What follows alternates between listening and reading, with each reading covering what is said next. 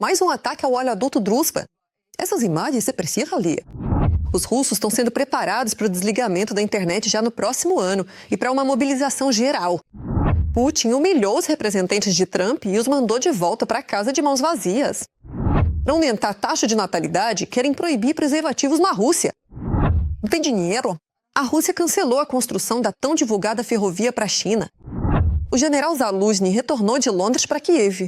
O verdadeiro motivo foi revelado. Kadyrov perdeu oficiais próximos. Novos detalhes do ataque à base de Akhmat, na Chechênia. Chega de armas para a Ucrânia. A declaração sensacional de Trump após as negociações em Moscou. Olá, meu nome é Ekaterina Nesterenko e vou lhes contar a coisa mais importante agora mesmo. Mas primeiro, curta este vídeo e inscreva-se no nosso canal para não nos perdermos novamente, na imensidão, YouTube. E agora apresentamos a vocês algumas fotos muito bonitas. Mais uma vez, o oleoduto russo Druzhba está em chamas. A publicação da RBC, citando fontes da Diretoria Principal de Inteligência, relata que um oleoduto foi explodido. No dia 1º de dezembro, na região do povoado de Kazinsky-Vyselki, no trecho do oleoduto Dokhonkho-Lipetsk. Esperamos que, mais cedo ou mais tarde, os drones finalmente coloquem um fim na amizade. Mas isso não é tudo. Na noite passada, drones do bem causaram incêndios na refinaria de petróleo em Dmitrievka. O golpe foi sofrido por uma subsidiária da Rosneft, produto de petróleo de Tambov. Aliás, esta é a segunda empresa da Rosneft que foi visitada por drones em 2 dias. No dia anterior, drones atacaram um depósito de petróleo na cidade de Livni, na região de Oriol. Isso já está em chamas devido à presença de produtos químicos. Não sei o que é isso. Ah, é mesmo? Veja bem, tá pegando fogo.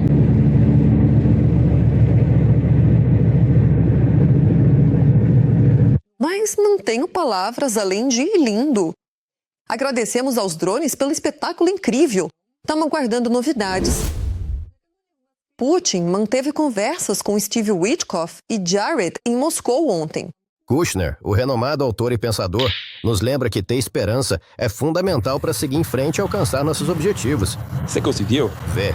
Sim, é uma cidade verdadeiramente incrível, com muitas coisas para ver e muitas atividades para fazer. Obrigado. Mas antes de falar sobre os resultados, queremos contar como nos preparamos para eles. Obviamente, para ser mais convincente diante dos americanos, Putin fez uma série de declarações interessantes algumas horas antes do encontro. Por exemplo, sobre a disposição da Rússia em lutar contra a Europa. Não pretendemos lutar contra a Europa, já disse isso 100 vezes. Mas se a Europa de repente quiser lutar comigo e começar, estamos prontos agora mesmo. Putin também ameaçou, como de costume, a Ucrânia. O ditador falou sobre a intenção de cortar o acesso da Ucrânia ao mar em resposta aos ataques aos portos russos. Se isso continuar, vamos considerar a possibilidade. Não estou dizendo que vamos fazer isso, mas vamos considerar a possibilidade de tomar medidas de retaliação contra navios dos países que ajudam a Ucrânia a realizar essas operações, essas ações operacionais. Bem, a maneira mais radical é cortar o acesso da Ucrânia ao mar. Não será possível realizar a operação, em princípio. Ele também acrescentou que as propostas da Europa para o plano de paz não satisfazem a Rússia, são inaceitáveis. E que é justamente a Europa que impede a administração do presidente americano de alcançar paz na Ucrânia. Mas ainda assim, de forma condescendente. Ele permitirá que a Europa se junte ao processo de negociação se eles estiverem dispostos a levar em conta a realidade do fronte.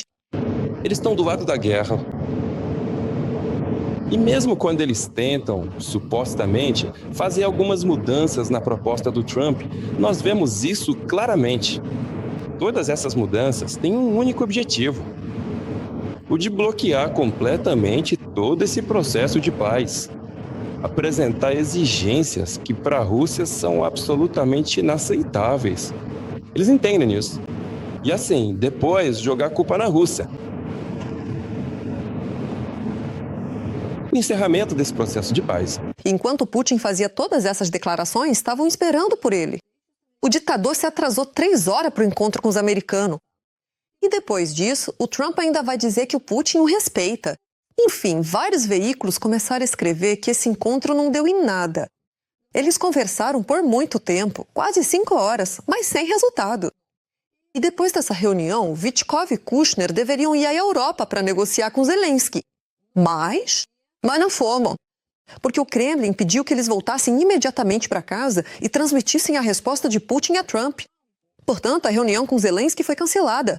O presidente ucraniano, por sua vez, também conseguiu fazer várias declarações importantes sobre o processo de paz e o encontro em Moscou.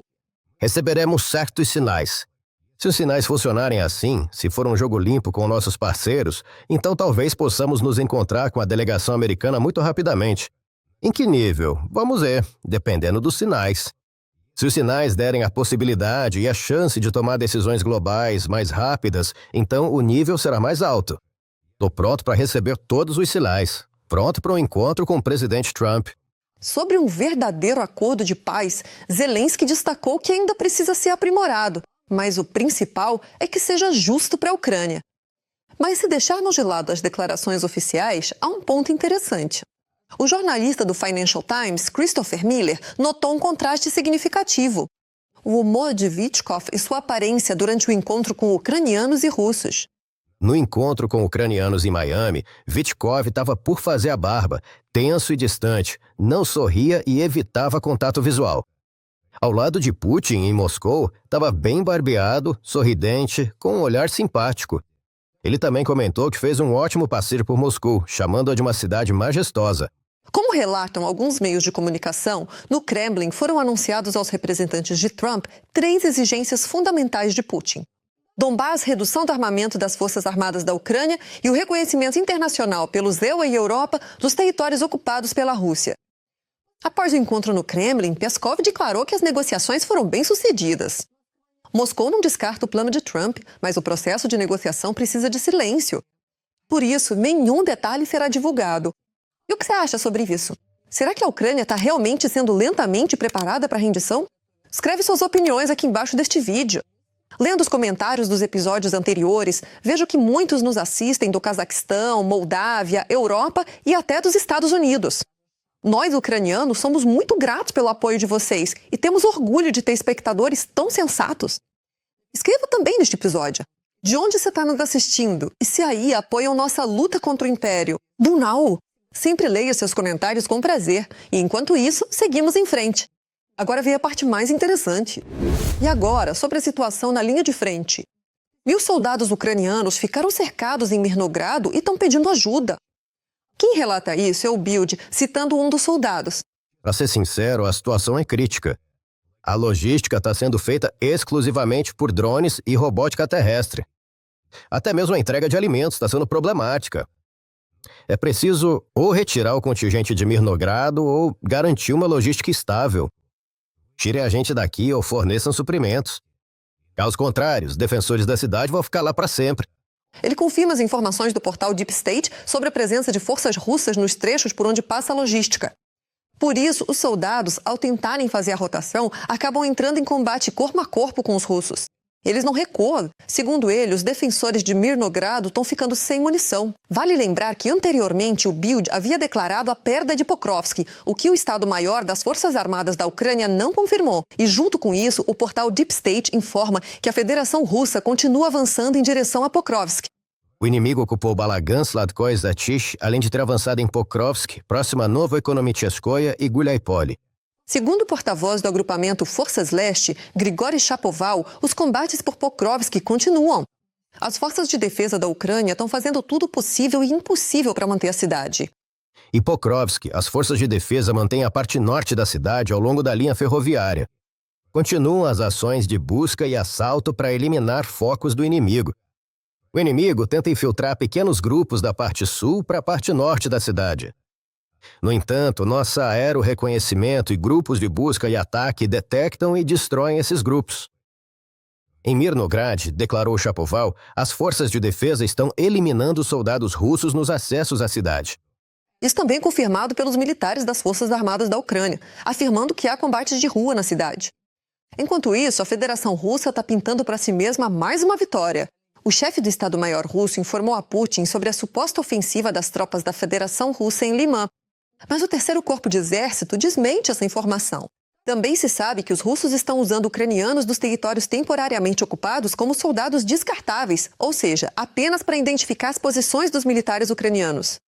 Quem contou isso foi o comandante da unidade Barney da 10ª Brigada de Assalto de Montanha, Edelweiss. Eles dizem pelo rádio que mandaram os descartáveis, cujo objetivo principal é identificar as posições das forças de defesa. Infelizmente, esses fatos realmente acontecem. A guerra ficou bastante brutal. Mas por mais difícil que seja a situação, os nossos ainda conseguem atacar o inimigo. Na direção de Lima, os tanquistas ucranianos destruíram um grupo de motociclistas dos ocupantes.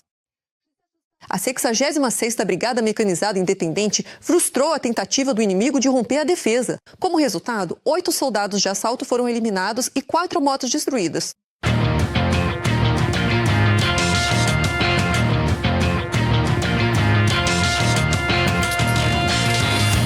A lista de ajudantes da Rússia ganhou um novo integrante. Uma fábrica química do Uzbequistão está ajudando o Kremlin a produzir mísseis balísticos Iskander. É de lá que a Rússia importa componentes de combustível para os mísseis. Segundo uma pesquisa do Conselho de Segurança Econômica da Ucrânia, trata-se de perclorato de amônio, que a Rússia não consegue produzir em quantidade suficiente, sem o clorato de sódio importado. Junto com o Uzbequistão, o maior fornecedor é a China. Os principais fornecedores dessa substância em 2020 a 25 foram a China e o Uzbequistão, que enviaram para a Rússia produtos no valor de mais de 36 milhões de dólares. O papel central nas entregas é desempenhado pela fábrica Fargo do Uzbequistão. A Azot, que pertence à empresa de Singapura Indorama, foi adquirida em 2020 e 40 milhões de dólares. No ano passado, a empresa exportou para a Rússia clorato de sódio no valor de quase 11 milhões e 500 mil e na primeira metade de 2025, mais cerca de 7 milhões de dólares. Aqui, vale acrescentar que o clorato de sódio está na lista de sanções como uma substância que apoia as capacidades industriais da Rússia. Mas nem a empresa uzbeque, nem a chinesa que vendem para a Rússia estão sob sanções. E mais algumas palavras sobre a China. Na cooperação militar com a Rússia, está tudo bem para eles. Mas no setor de transporte, aí sim temos problemas. O tão divulgado projeto da ferrovia da Rússia para a China foi cancelado. E tudo isso porque não há dinheiro. O governo considerou inviável a construção da ferrovia norte-siberiana, dos trechos de Nizhnevartovsk até Belyar e de Tashtagol até Urumqi, na China. Segundo uma fonte do Kommersant, o vice-primeiro-ministro Vitaly Savelyev informou sobre isso em uma carta ao presidente da Rússia, Vladimir Putin. Segundo o interlocutor do jornal, a decisão de abandonar o projeto foi tomada devido ao seu alto custo. Ele explicou que os custos de construção são estimados em 50 trilhões de rublos, principalmente por causa das condições geológicas difíceis. Interessante. Em que etapa o dinheiro acabou? O projeto estava em desenvolvimento desde 2008. E mesmo sem a ferrovia, os russos ainda conseguem chegar à China sem problemas. O que os ajuda nisso? O acordo de isenção de visto assinado anteriormente. E os turistas russos não vão só para conhecer o país, mas, como dizem, praticamente tomaram o resort chinês de Sanya. É isso aí, não é só para explorar os resorts da Coreia do Norte. Interessante. Qual será o próximo projeto sino-russo a desmoronar? E sobre as proibições? Na Rússia, não só os preservativos estarão proibidos, mas também a internet.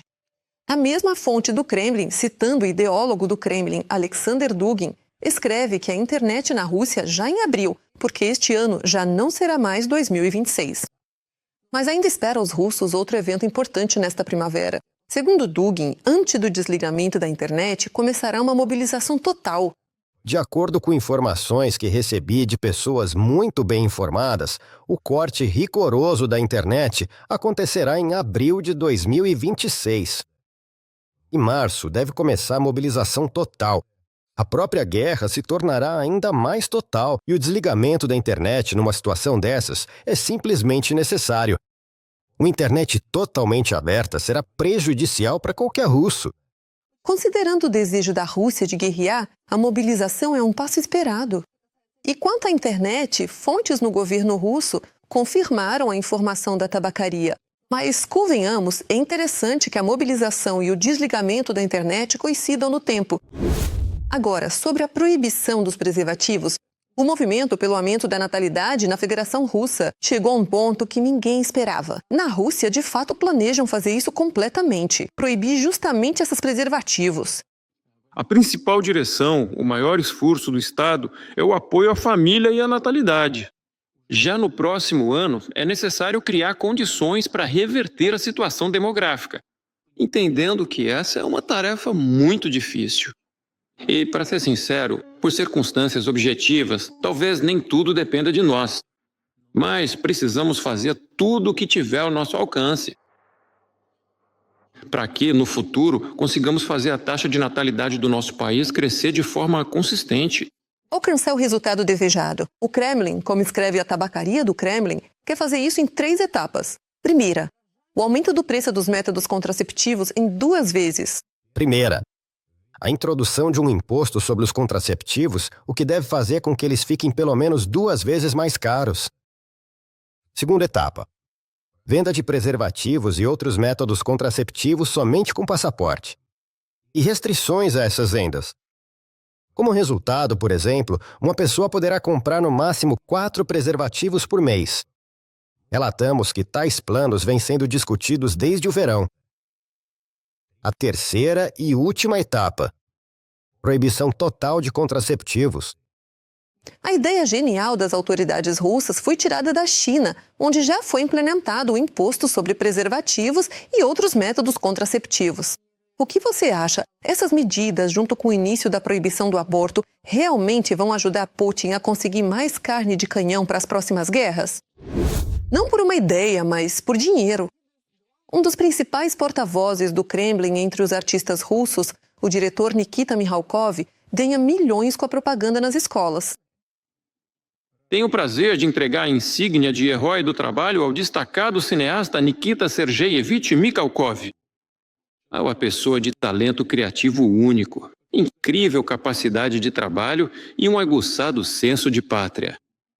Ao longo de décadas, cada projeto de Nikita Sergeyevich, seja um filme, programa de TV, papel ou espetáculo, é um evento marcante na cultura russa e na vida pública do nosso país. Estamos falando sobre o lucro obtido com a exibição de trechos antigos do projeto Bezogon nas escolas, durante as aulas de conversa sobre temas importantes. Como apurou a Fundação de Combate à Corrupção, o Ministério da Educação da Federação Russa paga a Mikhalkov 350 mil rublos por cada fragmento. E para se ter uma ideia, esses fragmentos duram apenas alguns minutos. Mas mesmo por esses poucos minutos, Mikhalkov recebeu cerca de 10 milhões de rublos. Por esses fragmentos de 1 minuto e meio dos programas, que já estão disponíveis gratuitamente na internet, nosso grande diretor recebe dinheiro. Dinheiro público, de uma subsidiária do Ministério da Educação. Por cada pedacinho desses exibido nas aulas, Mikhalkov recebe 350 mil rublos. Em 2 meses de 2024, nas conversas sobre temas importantes, foram exibidos 4 desses fragmentos. E na conta da empresa de Mikhalkov, a LLC Bezogon, entraram respectivamente 1 milhão e 400 mil rublos. Isso é um luxo. O Bezogon é usado para educar não só nas escolas, mas também no exército. Colocaram os soldados sentados, mostraram um episódio, discutiram. Foi assim que o vice-ministro da Defesa, Kartopolov, descreveu a exibição do Bezogon. Igualzinho nas escolas. E também não é de graça. Em 2024, Mikhalkov recebeu 560 mil rublos de uma estrutura do Ministério da Defesa. Se somar aqui o pagamento pelos vídeos individuais dele para as aulas, sobre temas importantes e participações em vários fóruns, vai dar uma quantia considerável por esse patriotismo pró-Kremlin. Nada mais de armas ou dinheiro para a Ucrânia vindo do ZEUA. Essa declaração sobre o dinheiro foi feita por Donald Trump. Logo não participamos mais da guerra financeiramente. Biden distribuiu 350 bilhões de dólares como se fossem balas. Eu não distribuo. Trump destacou que os EA apenas vendem armas para a OTAN, mas ainda tentam resolver a guerra. E Trump ainda disse o seguinte: se eu fosse presidente em 2022, essa guerra não teria acontecido. Mas essa frase parece novidade, ou pelo menos ele não a usa com tanta frequência. Eu resolvi 8 guerras. Esta será a Mona. No entanto, ao mesmo tempo em que Trump pensa em como resolver mais uma guerra, os EUA suspenderam o fornecimento de certos tipos de armas para a Ucrânia. Quem escreveu sobre isso foi a revista The Atlantic, citando um general alemão. Mas é importante acrescentar que isso não foi anunciado oficialmente. Além disso, também há notícias boas para nós. Notícias! A OTAN tem um plano B caso fracassem os atuais esforços de paz em relação à Ucrânia. Quem informou isso foi a Rádio Svoboda, citando diplomatas de países membros da aliança. E o plano é o seguinte. Primeiro, aumento da ajuda militar à Ucrânia. Segundo, reforçar o apoio à economia. Terceiro, ampliação das sanções contra a Rússia. O ex-comandante em chefe das Forças Armadas da Ucrânia e atual embaixador britânico, Valery Zaluzhny, retornou à Ucrânia. Ele publicou uma foto com a esposa em suas redes sociais com a legenda "Lar é o melhor lugar". Antes disso, o militar e diplomata compartilhou como, na sua opinião, terminará a guerra russo-ucraniana. A Rússia está tentando esgotar a Ucrânia e destruí-la por dentro. E as ilusões políticas sobre a reconciliação podem acabar em um conflito interno. É sobre isso que escreve o embaixador da Ucrânia no Reino Unido, Valery Zaluzhny, em sua coluna para o portal Liganet. O ex-comandante das Forças Armadas da Ucrânia, após um longo período de silêncio e trabalho no Reino Unido, aparentemente voltou não só ao campo da informação, mas também retornou fisicamente à Ucrânia. Após a demissão do chefe do gabinete do presidente, Andriy Yermak, e a situação política instável, parece que o presidente da Ucrânia, Volodymyr Zelensky, tirou sua carta na manga.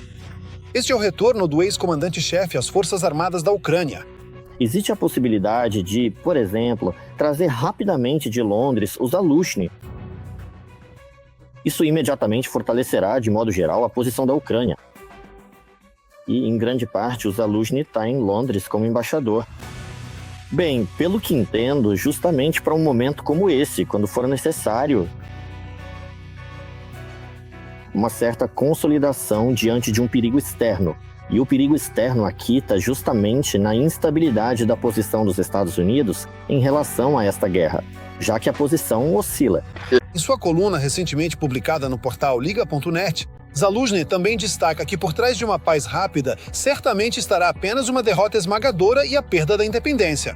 Ele propõe focar na ideia de um cessar-fogo. Segundo ele, acordos de paz definitivos com a Rússia só seriam possíveis no caso de garantias de segurança 100% confiáveis. Tais garantias de segurança poderiam ser a entrada da Ucrânia na OTAN, a instalação de armas nucleares no território ucraniano ou o posicionamento de um grande contingente militar capaz de enfrentar a Rússia. No entanto, hoje isso não está em discussão.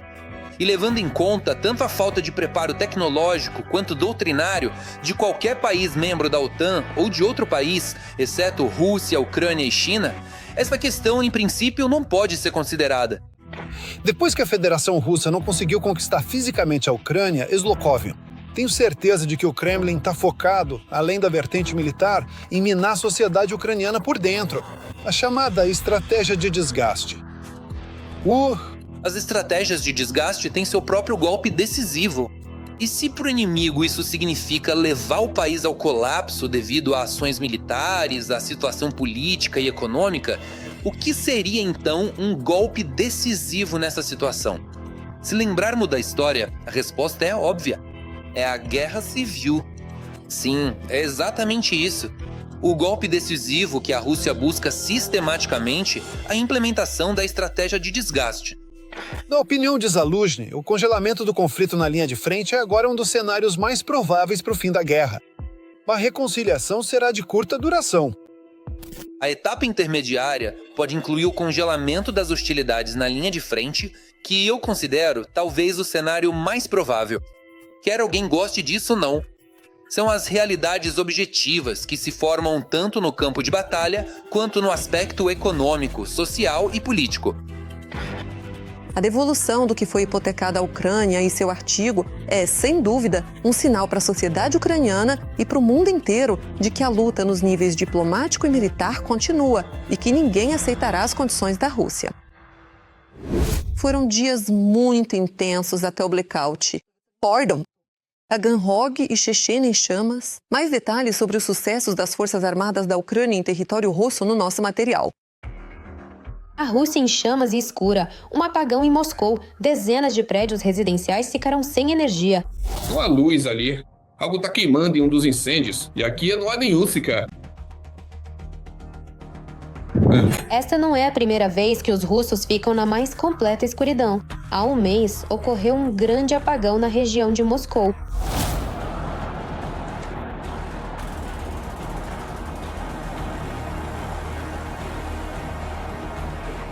Pois bem, os drones do bem trabalharam direitinho, embora as autoridades de ocupação, é claro, neguem isso.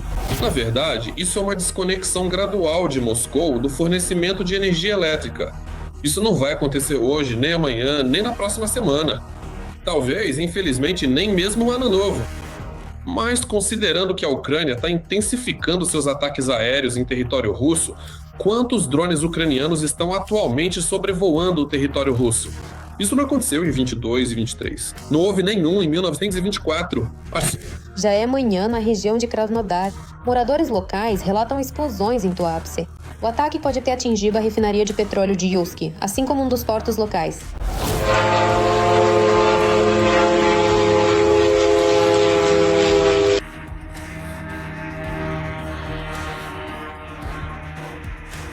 E ainda, durante a noite, drones acenderam fogo em um terminal de petróleo na região de Orlov.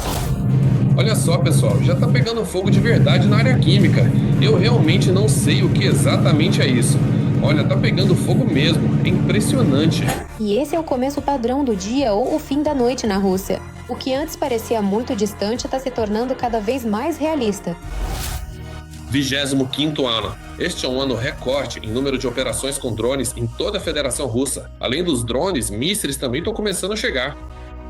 São semelhantes a mísseis de pequeno porte, como o Pekla e, por exemplo, o Netuno Longo e o Netuno DM Longo. Também aos mísseis Flamingo. A Chechênia também ficou na mira dos drones. Moradores locais relatam que, como resultado do ataque, um prédio do FSB foi danificado e uma base da unidade também foi atacada. Aqui Martin Gudemes.